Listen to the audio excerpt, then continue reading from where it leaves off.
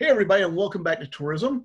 Today I'm going to talk about chapter 8, where I'm going to talk about some of the really fun parts of tourism. Get into the, we've been talking about some of the not so exciting parts, but now I'm going to get into the things that actually drive people to make their decisions about where to go and why to travel.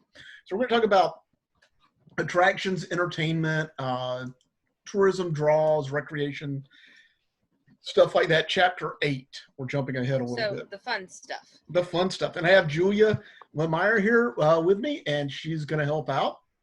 And so why don't we go ahead and jump into it? Yes. Okay, so like I said, I'm jumping ahead to chapter 8. I'm going to talk about attractions.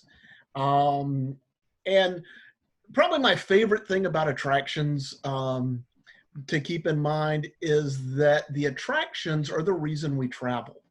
So when you go to Disney World is the reason you're going to Orlando. But depending on how far you're traveling, you're spending money on airfare and renting a car and food and hotel accommodations and all these other things. And the amount of money we actually spend at the attraction tends to be a pretty small percentage of the total amount of money that we're spending. So where the attractions are the reason we travel, but they actually aren't the huge dollar generators. They are the drivers for tourism. They create the demand for all the tourism that we do, but they themselves aren't, if you look at the dollar figure, it's not that huge. So I find that kind of interesting.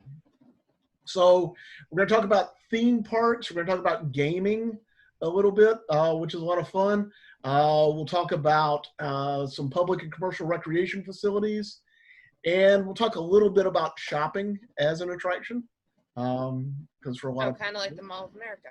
Yeah, I've got a video of Mall of America I'm actually going to be putting up for you guys to watch. I think it's about a 7-minute video, but it's crazy the number of visitors that Mall of America gets. It's in the millions. I mean, they get more visitors than almost all the national parks. I think they get more visitors than like the top 3 national parks put together going to Mall of America. It's crazy. They have a shuttle from the airport to the mall. So like you can land, take the shuttle in, go shopping, take the shuttle out and fly out. It's really an amazing operation. And I'll post the link for that video will be posted so you guys can watch that. You ever been to Mall of America, Julia? No, I have not.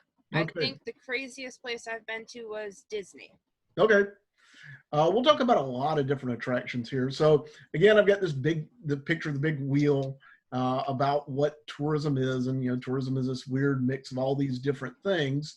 But if you look at the top, kind of on the left-hand side, we have the attractions sector and the entertainment sector, and then the adventure and outdoor recreation sector. And that's what we're going to be talking about today. These are the things that drive a lot of tourism, especially when we think about tourism as leisure travel.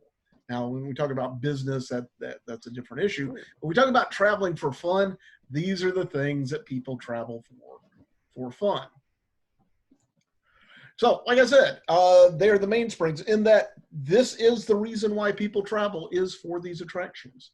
Like I said, they are not a huge money. When you look at the percentage, it's not that much. They tend to be the smallest proportion of a vacation is actually spent on the attraction. Now, the attraction is the reason we go, but it actually takes the least amount of money. I am a huge fan of the national parks. And, going to any of the national parks may take thousands of dollars because they're far away and you have to travel and you have to arrange somewhere to stay and food and all that. But admission to the park ranges from $8 to $50. So you spent $5,000 on a family vacation, but actually getting in the park is $8. And so it's not that much. That is a huge discrepancy. Yeah. So, kind of keep that in mind. But the attractions are absolutely necessary. The attractions are the things that we have, the reasons people go places. The beach is an attraction. Or a theme park can be an attraction, or something historic can be an attraction. But those are the reasons we travel. So when we talk about attractions, we're talking about almost $12 billion in revenue that it generates, about 500,000 employees directly employed in the attractions part of the industry. Um, about, let's see, let me count the zeros here, 300 million visitors a year, which if you think that's roughly the population of the United States. So pretty much everyone in the country, man, woman, and child visits an attraction every year, just on average. And we think of Disney as a big player, and I'll talk about Disney and what Disney did that was different and special. But there are all sorts of other attractions out there: animal parks, water parks, museums, botanical gardens, national parks, all these things. So, Julia, have you ever been to like an animal park, either a zoo or something like Busch Gardens or something? I've been to zoos, but I've also been to SeaWorld and Busch Gardens. Okay, so you've been to those. You ever been to a water park? Yeah. Okay. How about a museum? I went to the New York Museum of History. Okay, that counts. In middle school. So yeah, and there are all these. A couple years ago, I was in Denver and went to the botanical gardens. It was really quite wonderful. I've already talked about one of those, unless you count like Discovery Cove's got that weird little garden area. I don't know. Botanical gardens tend to be like, more. That is the attraction in and of itself. Then nope, never been to one of them. What about a national park? You ever been to one? No, but we're planning to go to the Grand Canyon next summer. Oh, it was supposed to be this summer, but yeah, that plan kind of fell through. I can't imagine. I'm sorry, I'm not going to the Grand Canyon in the middle of a pandemic. Yeah, the Grand Canyon is amazing, and it's very different depending on where you see it and how you experience it. If you're on the North Rim or the South Rim, where you go into the park into it. But it's an amazing. There's nothing else like it on Earth, and that's really the thing about the national parks, is that these are unique natural attractions that don't occur anywhere else. That's why we want to go see them. So when we talk about attractions, there are lots and lots of different kinds of things. So under cultural attractions, you can travel for food or monuments or museums or concerts.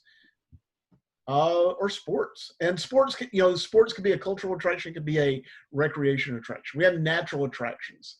We want to see the landscape. Have you ever heard of people like traveling up to New England in the fall to see the foliage? They want to see the leaves change colors.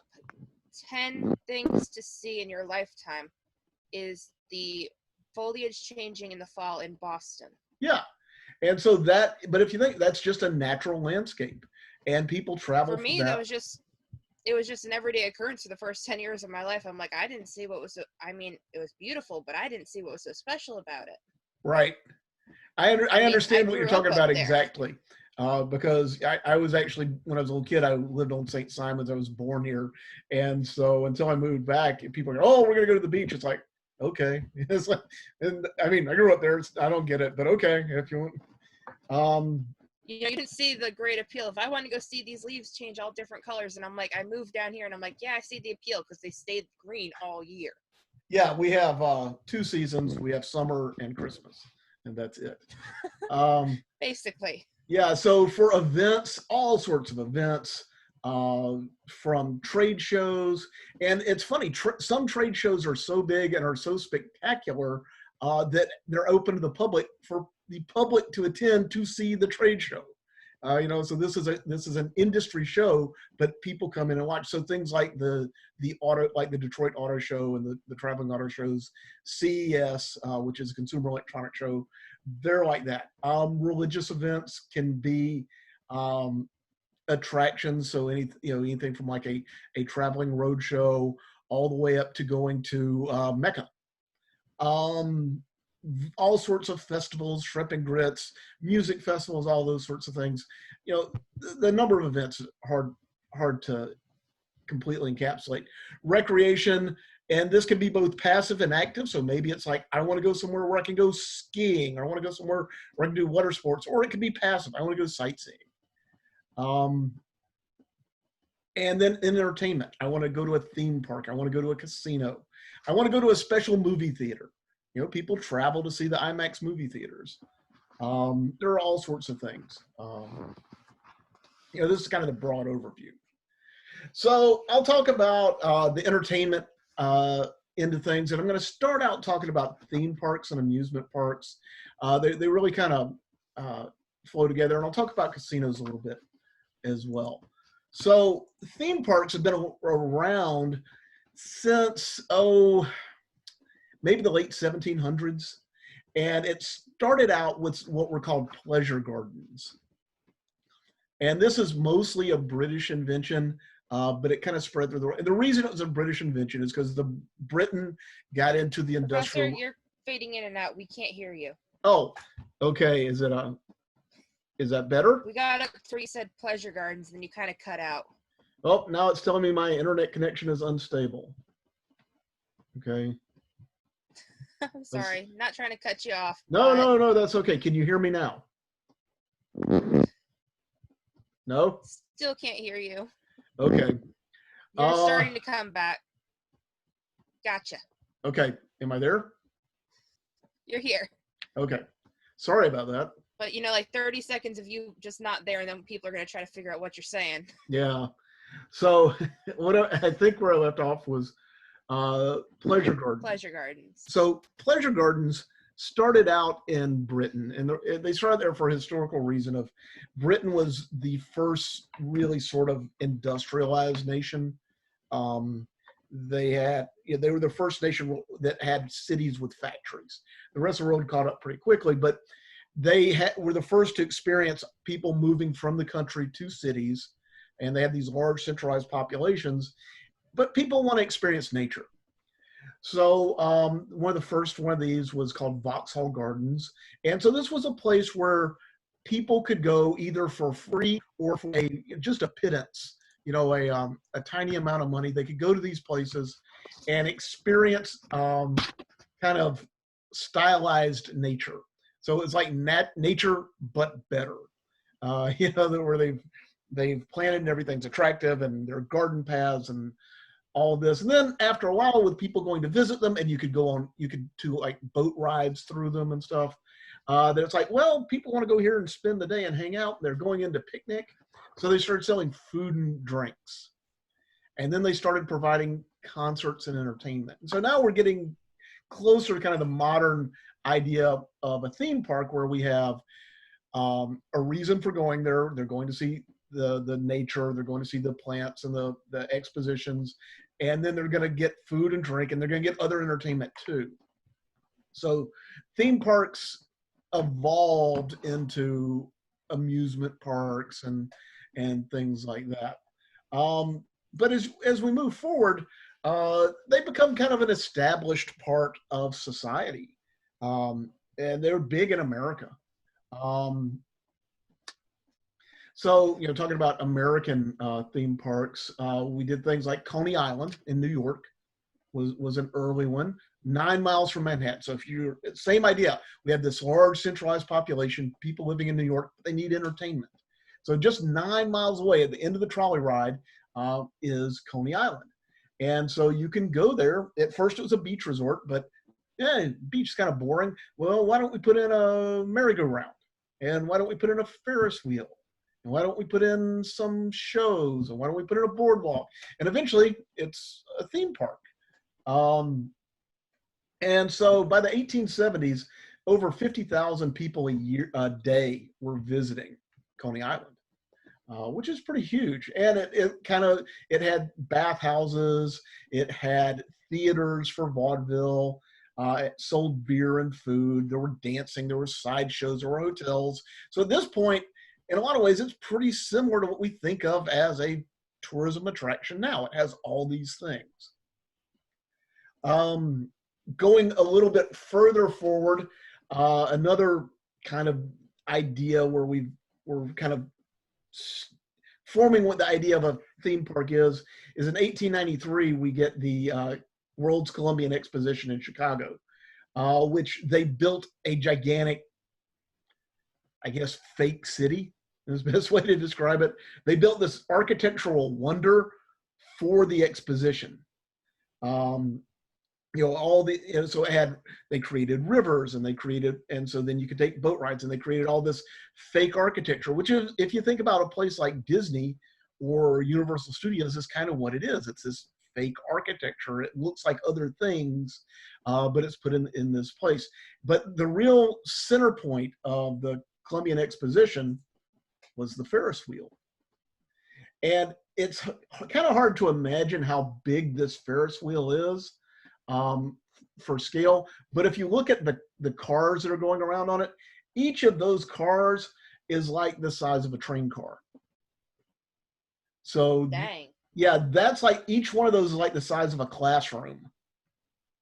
And so it was a really tremendously huge deal. And it was like a big engineering feat to build this thing. And so it was an attraction in and of itself. That's the first Ferris wheel, and all the others have been modeled after it. I think Now, all the others decided to downsize. well, yeah, it's hard. Not everyone can afford to build this gigantic thing, and but the real fun is people like riding around in circles, and so let's come up with a way to do that affordably. So another kind of development, the modern theme park, is what we're called trolley park. So I said that Coney Island was 9 miles outside of Manhattan. Well, it got to the point where in America, pretty much every city had what was called a trolley park. So every city had a trolley line or a streetcar that went through town, and out of the edge of town, on the end of town, they would build a trolley park. So part of that, they built it out there, and that the trolley companies like that because people would pay to ride it, the whole line out there.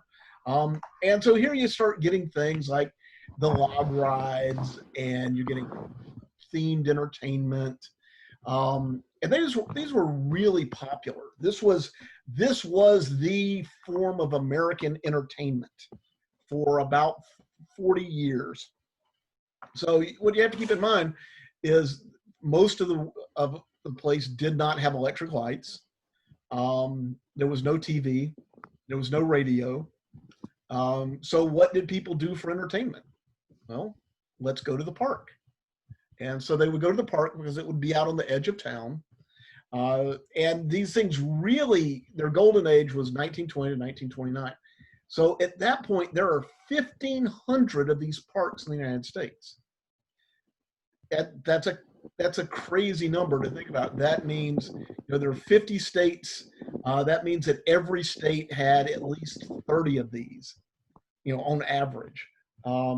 Places where people, you could ride the trolley out to the edge of town and go, you could play games, you could shoot darts, you could do the little gun game where you're trying to shoot the moving ducks. You could go see a vaudeville show. This was America's favorite form of entertainment. It was typically pay per ride, but it was adult entertainment, because the other thing, like they had vaudeville shows out there, but some of them were racy, let's say. If you wanted, this More was like where Vegas than Disney. Yeah, this was where grown-ups went for entertainment. So there was alcohol, there was, for lack of a better word, prostitution. So these were not kid-friendly spaces. But this was America's favorite form of entertainment. You would go, you could gamble, you could play games, you could have fun. And it really became part of America. Now, this is Disney's great idea. Disney's great idea was that he took all this, the rides, the entertainment, and he's like, you know what? What if we took a theme park and we made it friendly for children and families? And we're gonna have a theme. We're gonna call it a theme park. So it's like around a theme, and Disney's is like the original was the Magic Kingdom. And we're gonna create this space, but instead of the traditional model, we're gonna make it family friendly. And now this was a really alien idea. This is almost like saying, hey, let's build a casino for school-age children. That's, what do you think, Julia? Is that an idea that would go over? It's like, I'm going to build a casino where kids can go gamble. I don't see that going over very well. No, that's pretty much how alien Disney's idea of the theme park was. It was just like people couldn't imagine this space, but it's family friendly. Um, so that was his great genius, and as such, no one believed in him. No banks would loan him money. Uh, More or less, he took his movie studio and used it as collateral to build Disneyland. And if it had failed, all those, the Disney company as we know of it, with all those movies and stuff, would not exist. It would have been, gobbled up by another company. So he gambled everything on this idea, and turns out he was right. This form of entertainment, this form of family-friendly entertainment, was wildly popular. So how many parents want to bring their kids to where they could possibly have a 5-year-old watching a burlesque show? Yeah, exactly. It's like, it's so much better. Like, hey, let's go where there are, giants, rats or mice running around, that are kid friendly, versus let's go somewhere where we've got, girls dancing on stage.